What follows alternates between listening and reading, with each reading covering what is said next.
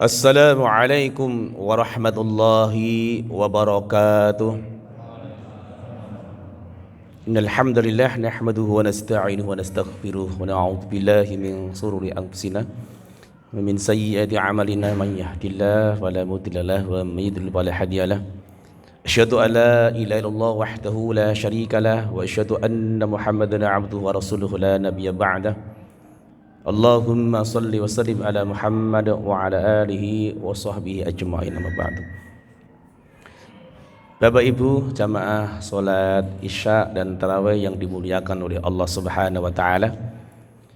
Puji syukur kita panjatkan kehadirat Allah Subhanahu wa taala, Allah yang memberikan banyak kenikmatan kepada kita sehingga malam hari ini kita diberikan kesehatan, kekuatan, keimanan untuk melaksanakan ibadah sholat Isya yang insyaallah nanti dilanjutkan dengan tarawih.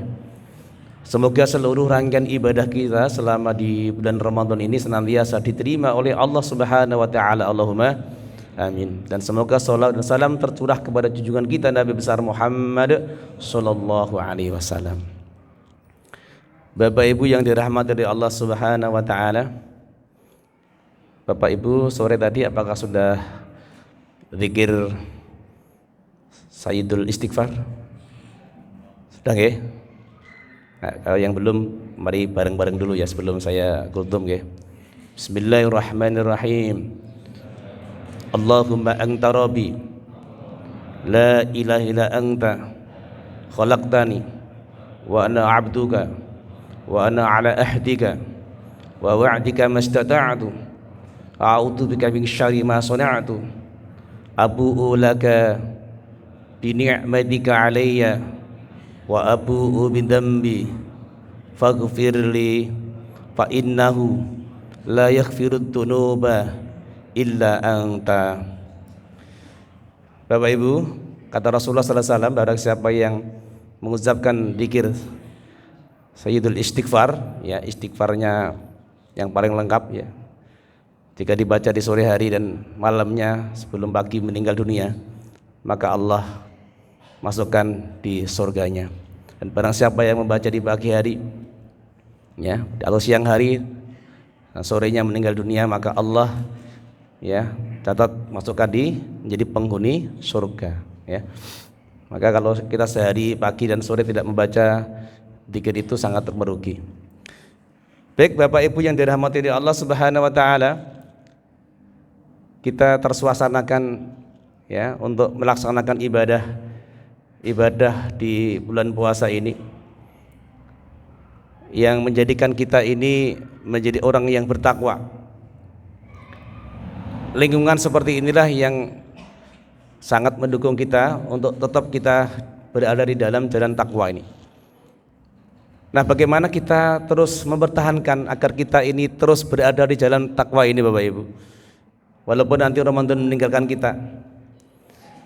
Maka beberapa ulama menggariskan ada beberapa hal yang harus kita lakukan, kita jalani agar kita ini terus terkondisikan bahwa kita ini terus berada pada jalan takwa ini.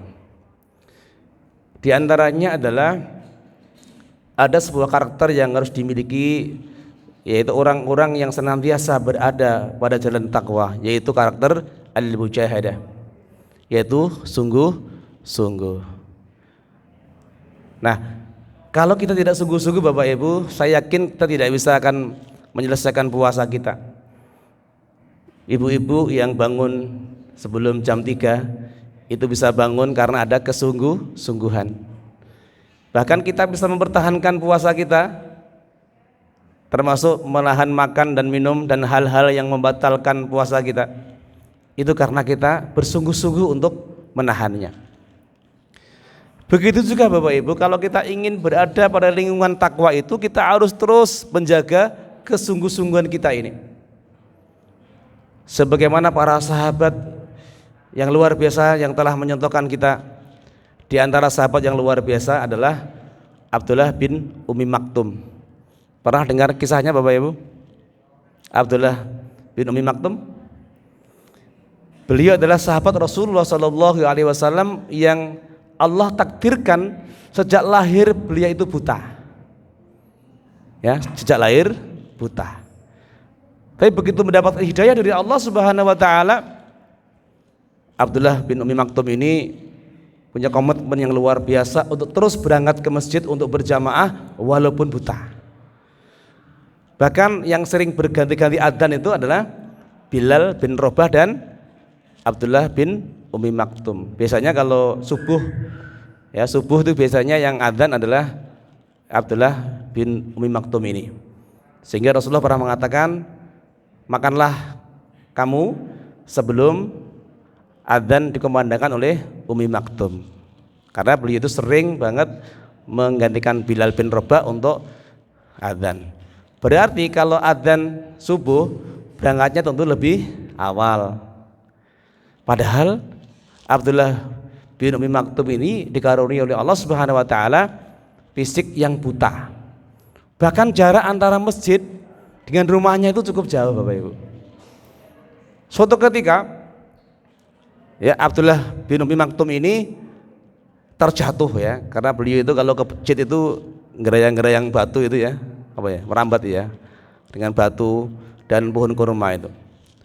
Suatu ketika Abdullah bin Ummi Maktum ini terjatuh dan wajahnya ini berlumuran darah. Nah, sejak itulah kemudian ada yang menuntunnya. Ada yang menuntunnya. Jadi ternyata ada yang menuntunnya setiap beliau berangkat ke masjid itu. Tapi dia nggak tahu. Suatu ketika tanya dia, kamu siapa yang menuntunku itu? Tahu nggak Bapak Ibu siapa yang menuntunnya? Halo? Yang menuntun Abdullah bin Ummi Maktum kira-kira siapa? Dia adalah iblis, Bapak Ibu. Kok iso iblis menuntun Abdullah bin Ummi Maktum ya? Maka dia heran, kenapa engkau menuntunku? Iya, karena saya iri. Ketika kamu jatuh kemarin berumuran darah, Allah mengampuni dosa-dosamu. Jadi kerjaan setan itu iri, Bapak Ibu. Kalau ada kita ini diampuni dosa-dosanya, setan sangat iri. Maka itulah kenapa iblis selalu menuntunnya setiap berangkat ke masjid. Karena usianya yang renta, Abdullah bin Ummi Maktum ini kemudian memberanikan diri suatu ketika menghadap kepada Rasulullah SAW untuk apa? Untuk izin tidak berjamaah. Ya Rasulullah, usia saya sudah renta, fisik saya sudah tidak begitu kuat. Saya izin Rasulullah untuk tidak berjamaah sholat isya. Saya izin ya Rasulullah untuk saya tidak berjamaah di masjid. Karena melihat fisiknya yang sudah tua, seketika itu Rasulullah menjawab, ya. Tetapi tidak jauh dari Abdullah bin Ummi Maktum ini beranjak, dipanggillah kembali Abdullah bin Ummi Maktum ini. Wahai Abdullah, wahai Ummi Maktum, apakah kamu masih bisa mendengar adzan? Masih ya Rasulullah. Maka kamu wajib hadir berjamaah di masjid. Nah, Bapak Ibu dirahmati oleh Allah Subhanahu wa taala. Sahabat Rasulullah SAW yang bernama Abdullah bin Ummi Maktum ini adalah sahabat yang buta dan minta izin, mungkin masuk akal bagi kita untuk tidak berjamaah. Tetapi oleh Rasulullah SAW yang semula diizinkan tetapi karena beliau masih mendengar suara adzan, Bapak Ibu, maka masih diwajibkan untuk hadir di masjid. Yang luar biasa. Saya bertanya nih, kira-kira ada nggak Bapak Ibu di daerah sini, sekitar sini, yang mendengar suara adzan tetapi tidak berangkat ke masjid? Kira-kira ada nggak? Kira-kira orangnya buta atau tidak? Tidak ya. Nah ini Bapak Ibu Jadi ternyata luar biasa semangatnya nih Nah inilah yang namanya sikap al-mujahadah, kesungguh-sungguhan Bapak Ibu. Kesungguh-sungguhan Bapak Ibu, ini penting Oleh karena itu kita harus meniru sikap ini bagaimana al-mujahadahnya ada dalam diri kita. Apakah situm atadkhulul jannah? Allah juga katakan dalam Al-Quran, surga yang akan Allah berikan kepada kita ini Bapak Ibu, itu juga tidak gratis, tidak mudah. Maka Allah katakan di dalam Al-Quran, apa hasibtum adtadkhulul jannah walamma ya'lamillahu ladina jahadu minkum wa ya'lamas sabirin. Apakah kau mengira bahwa kalian semuanya akan masuk surga? Walamma ya'lamillahu ladina jahadu minkum wa ya'lamas sabirin. Padahal belum jelas di antara kalian orang yang bersungguh-sungguh. Jadi kalau Bapak Ibu ingin mendapatkan surga Allah, maka harus ditempuh dengan cara sungguh-sungguh. Apakah hasibtum annama khalaqnakum abasa? Apakah hasibtum annama khalaqnakum abasa wa annakum ilaina la turja'un? Allah pun menciptakan alam semesta ini pun enggak main-main, dengan sungguh-sungguh Bapak Ibu. Oleh karena itu tidak ada yang namanya gratis ya, surga ya. Maka kita harus menempuhnya dengan cara bersungguh-sungguh.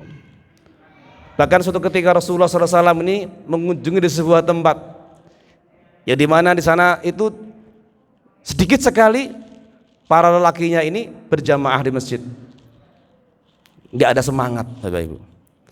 Lalu apa kata Rasulullah SAW?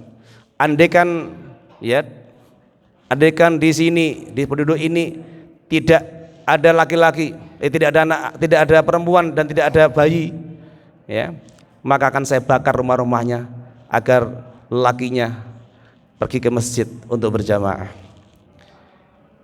Nah, inilah Bapak Ibu gambaran betapa pentingnya kita itu untuk berkomitmen, untuk sungguh-sungguh di dalam kita melaksanakan ibadah kepada Allah Subhanahu wa taala.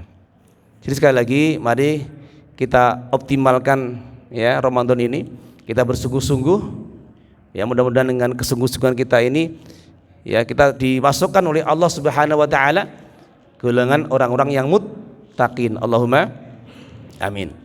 Bapak Ibu yang dirahmati oleh Allah Subhanahu wa taala, sebagaimana tadi saya sampaikan bahwa surga akan diberikan pada orang yang sungguh-sungguh. Para sahabat ya itu juga mereka sungguh-sungguh di dalam beribadahnya. Oleh karena itu mari kita bersungguh-sungguh untuk melaksanakan ibadah kita, termasuk bagaimana bersungguh-sungguh untuk menghadang malam Lailatul Qadar.